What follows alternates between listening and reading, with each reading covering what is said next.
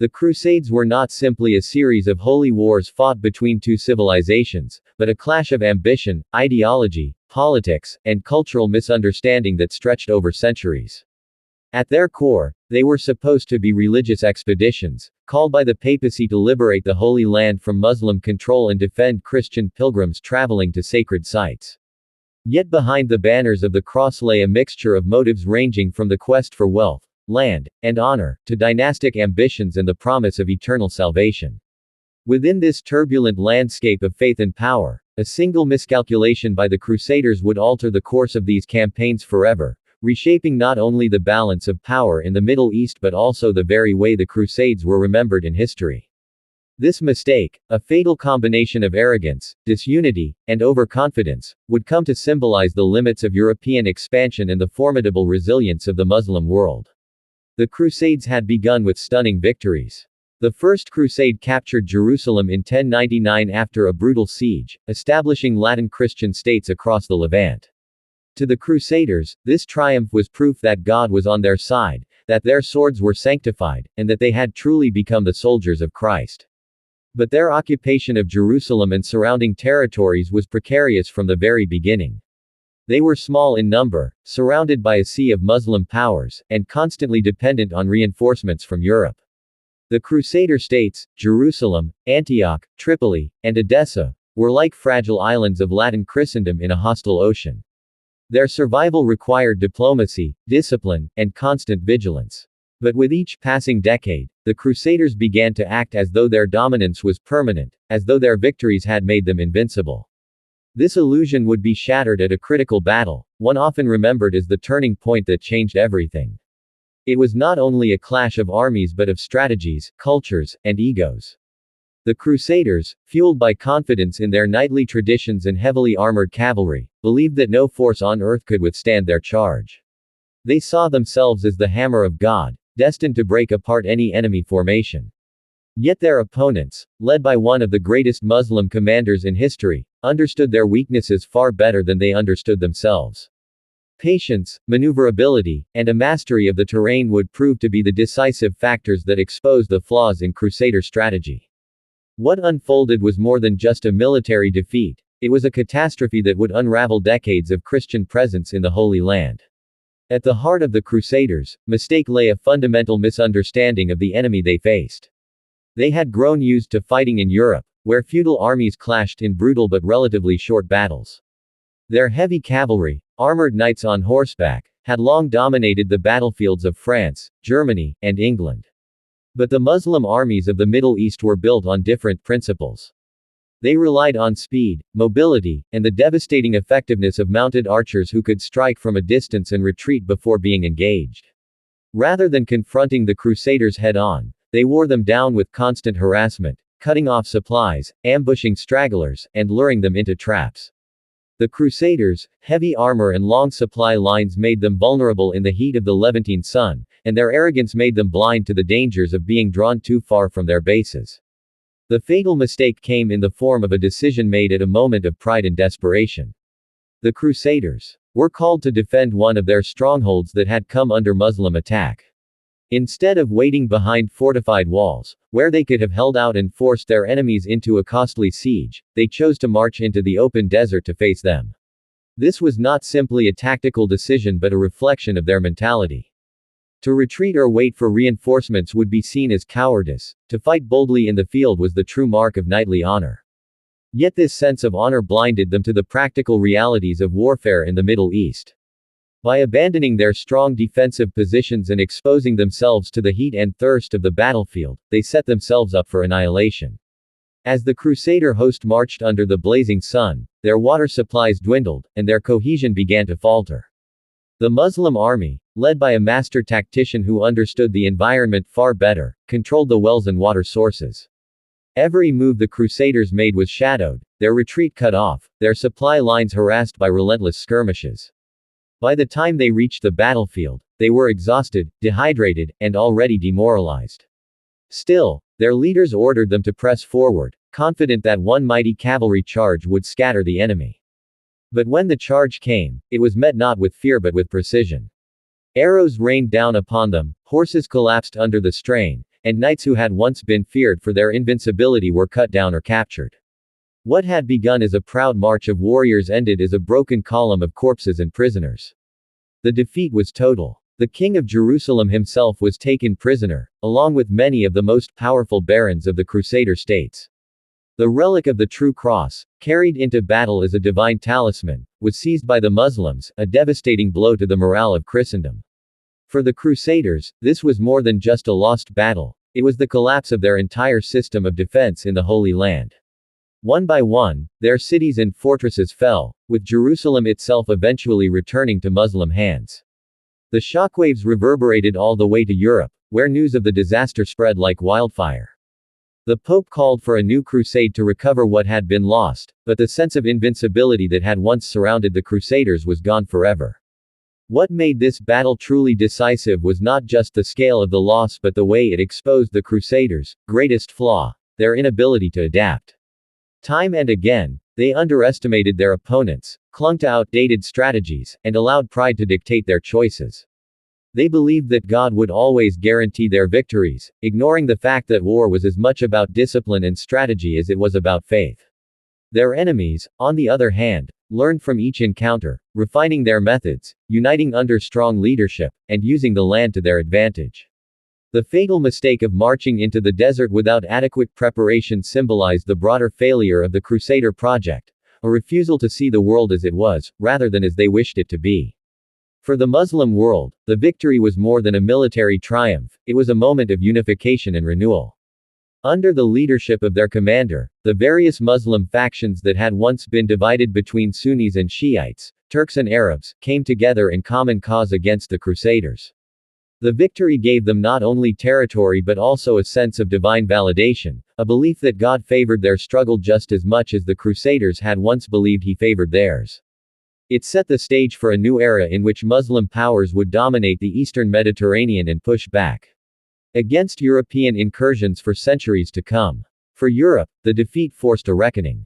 The Crusades had been portrayed as unstoppable waves of Christian triumph, but now they were revealed as fragile enterprises built on shaky foundations. Kings, nobles, and commoners alike were called to join new crusades to reclaim Jerusalem, but enthusiasm was tempered by the memory of the catastrophe. The Crusader states never fully recovered.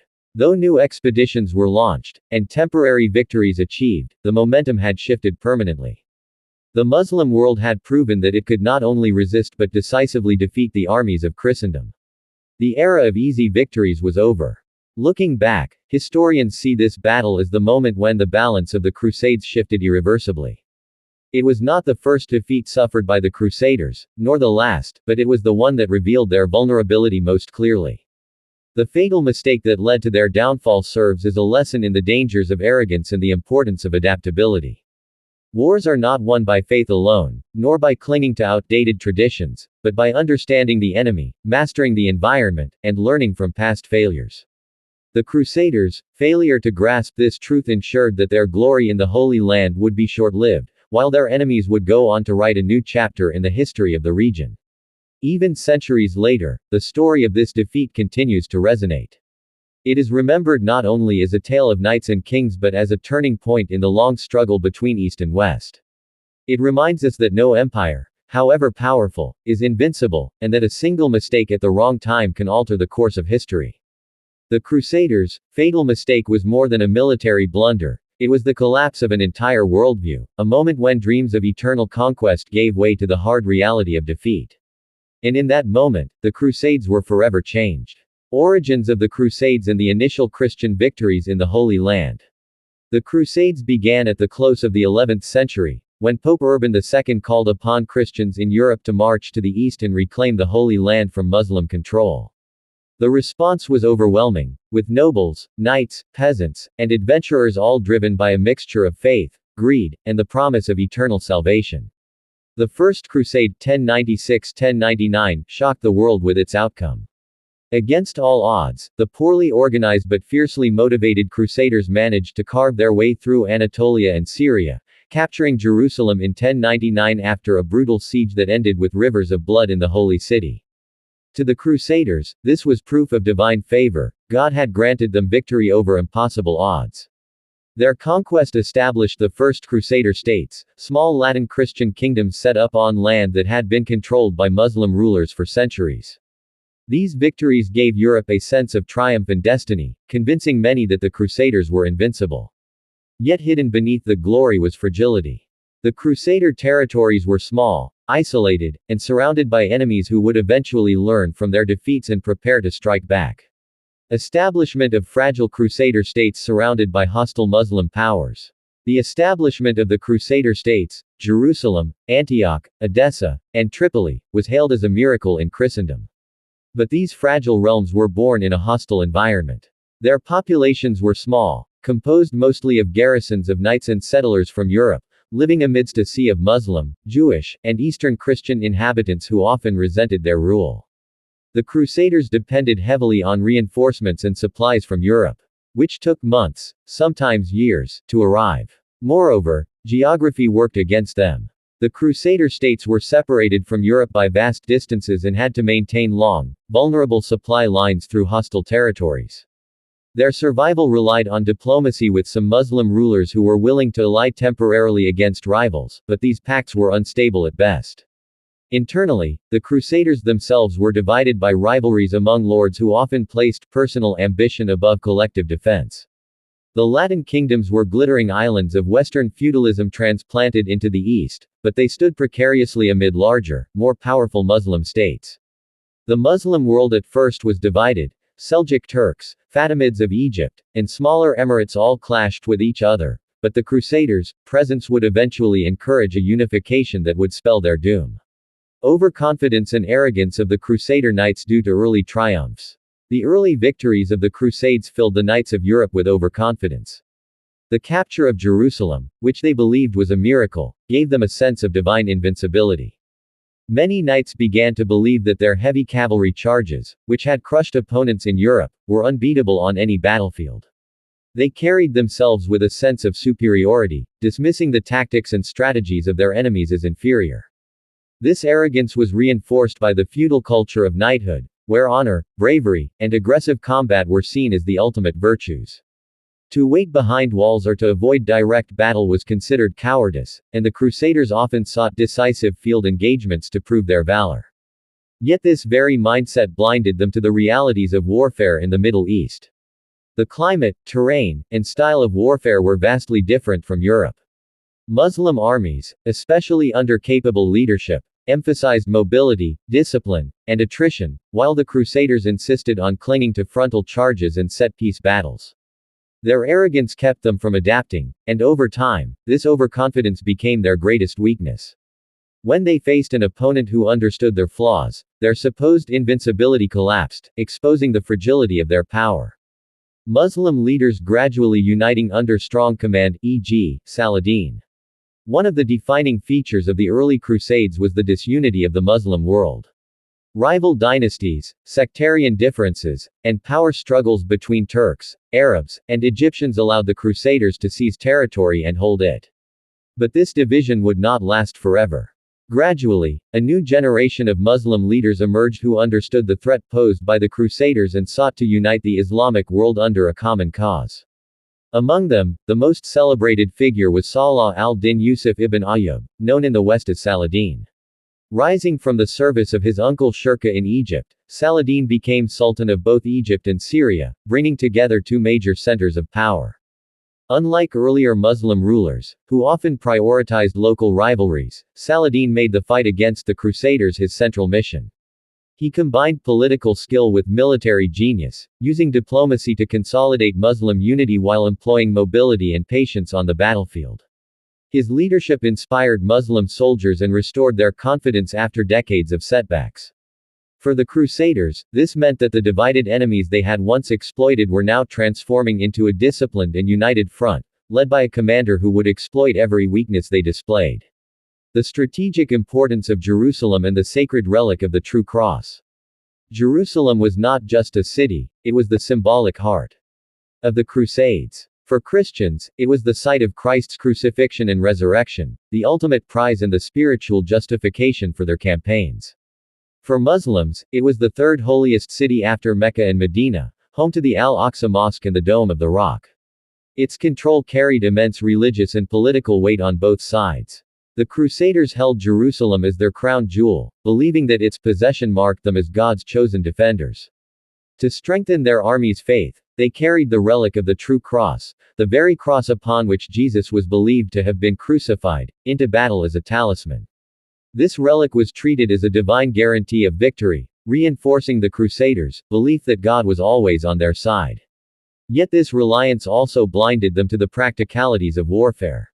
They sometimes placed too much confidence in symbols rather than strategy. When the relic was lost in battle, it was seen not just as a military defeat but as a spiritual catastrophe, signaling to many that God's favor had turned away from the Crusaders. The relic's fate mirrored their decline. The decision to march into the desert instead of defending from fortifications. The fatal mistake that doomed the Crusaders came when they faced the choice between holding their fortified positions or marching into the desert to confront their enemies in open battle. Strongholds like castles and walled cities had long been the backbone of Crusader defense, designed to withstand sieges and buy time for reinforcements. Yet the Crusaders' warrior culture, combined with the pressure of defending their territories, led them to abandon this cautious approach. Instead of waiting behind their walls and forcing their enemies into costly sieges, they chose to march across the hot, arid plains, directly into the traps prepared by their foes. This decision was driven by pride, the desire to meet the enemy head-on, and the fear of appearing cowardly. But it proved disastrous. In the desert, away from their fortifications, they were exposed to thirst, heat, and harassment from fast-moving Muslim cavalry.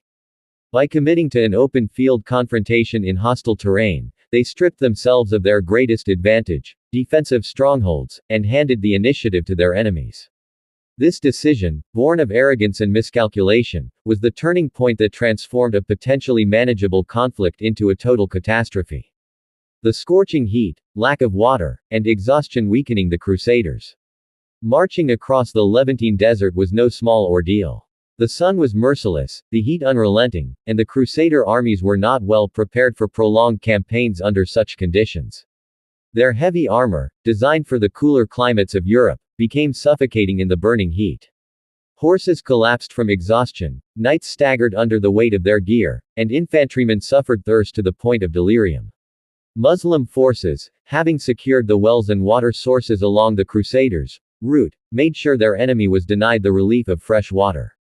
Every mile the Crusaders advanced drained their strength, leaving them physically weakened and mentally demoralized before the battle even began. Hunger compounded the problem, as supply lines were cut and food grew scarce. Instead of entering the fight with energy and resolve, the Crusaders arrived at the battlefield already on the verge of collapse. Their decision to march into the desert without securing reliable access to water was not only a tactical error but a suicidal one. In warfare, logistics can decide battles as surely as swords and spears, and in this case, thirst and exhaustion were as deadly as the enemy's arrows. Muslim control of wells and mastery of desert warfare tactics. One of the most decisive advantages the Muslim forces held over the Crusaders was their control of water sources. In the Middle East, wars were not fought merely with swords and shields, but with the mastery of geography and survival. Saladin and his commanders understood the importance of wells and springs in desert warfare, and they made certain to occupy or destroy every source of water along the Crusaders' route.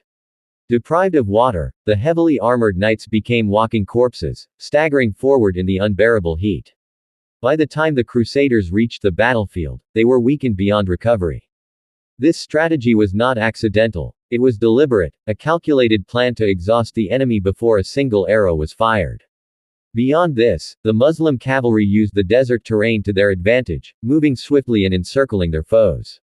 Lightly armored, equipped with swift horses and composite bows, they could strike at will, retreat, and strike again.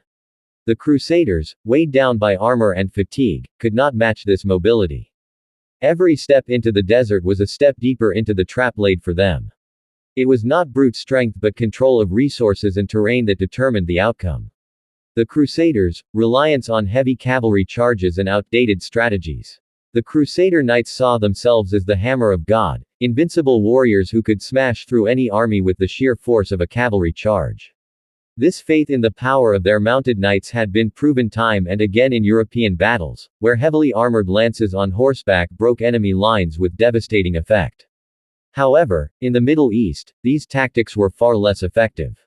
The terrain was often unsuitable for large cavalry charges, and Muslim armies rarely met them head-on in the way European foes had. Instead, they scattered, harassed, and regrouped, refusing to allow the Crusaders the decisive clash they craved. The Crusaders failed to adapt to these conditions. Time after time, they launched their heavy cavalry in desperate charges, only to find themselves isolated, surrounded, and cut down by nimble horse archers. Their reliance on brute force over flexible strategy became their downfall. The more they clung to their traditions, the more predictable they became. At the critical battle that marked their greatest mistake, their cavalry charges, weakened by exhaustion and thirst, were not met with fear but with arrows that shattered their formations. Their most trusted weapon turned into a liability. Use of mobile archers and harassment tactics by Muslim forces. The Muslim armies employed tactics that played to their greatest strengths, mobility and precision. Unlike the Crusader knights, who were slow and heavily armored, the Muslim cavalry was lightly equipped, able to move across the battlefield with speed and fluidity. Armed with powerful composite bows, they could deliver devastating volleys of arrows from a distance, striking horses and riders before withdrawing out of reach. This constant harassment kept the Crusaders off balance, wearing them down psychologically as much as physically. Whenever the Crusaders attempted to charge, the horse archers simply scattered, only to regroup once the knights had exhausted themselves in pursuit. It was a strategy of attrition, designed not to crush the Crusaders in a single blow but to bleed them over hours and days until they were too weak to resist.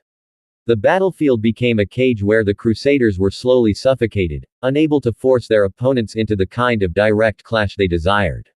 This contrast in tactics highlighted the gulf between the two sides. While the Crusaders clung to rigid traditions, the Muslim armies embraced flexibility, patience, and adaptation. In the end, it was not brute force but tactical brilliance that decided the outcome. Collapse of Crusader formations and capture of their leadership. As the battle raged on, the exhaustion of the Crusaders became unbearable. Their ranks, once tight and disciplined, began to disintegrate under relentless arrow fire and thirst. Knights collapsed from heatstroke, infantry broke ranks in search of water, and horses fell one after another, leaving their riders vulnerable. The once proud army of Christendom began to look less like an organized host and more like a scattered mob. In the chaos, the Crusaders' leadership fell into enemy hands. The King of Jerusalem himself, along with many of the most powerful lords and barons of the Crusader states, was captured alive. Their capture was not only a military disaster but also a political one, stripping the Crusader states of their leaders and leaving their territories defenseless. The loss of leadership created panic in the ranks, with soldiers surrendering in droves rather than fighting to the death. For the Crusaders, the sight of their king and nobles being taken in chains was the final shattering blow to morale. What had begun as a proud march to defend their lands ended as a humiliating rout, with the leadership of their entire kingdom paraded as prisoners before their enemies. The shocking loss of the True Cross relic and capture of the King of Jerusalem.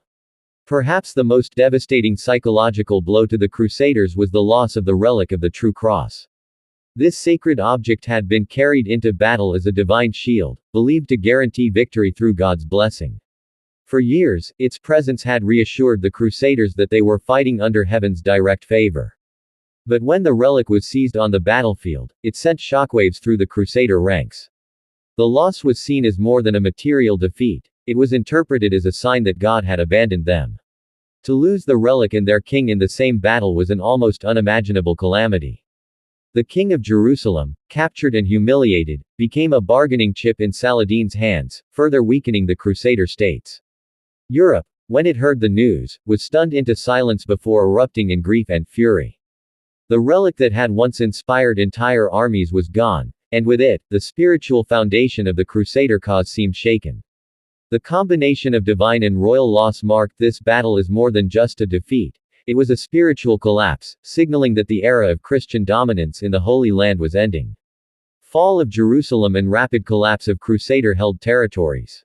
The defeat on the battlefield left the Crusader states fatally vulnerable. With their armies shattered, leaders captured, and morale destroyed, their cities and fortresses became easy prey.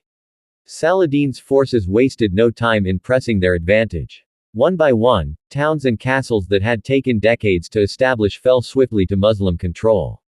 The jewel of the Crusader kingdoms, Jerusalem itself, was surrendered after a short siege. Unlike the brutal sack of 1099, Saladin allowed for a relatively orderly handover, permitting many inhabitants to leave rather than slaughtering them. Still, the psychological impact was enormous. Jerusalem, the very heart of the Crusader mission, was back in Muslim hands. The dream of Christendom's eternal presence in the Holy Land crumbled almost overnight. The Crusaders who survived the catastrophe retreated to coastal enclaves, clinging to ports like Tyre and Acre. The Latin Christian project in the Levant had not ended entirely, but it had been gutted.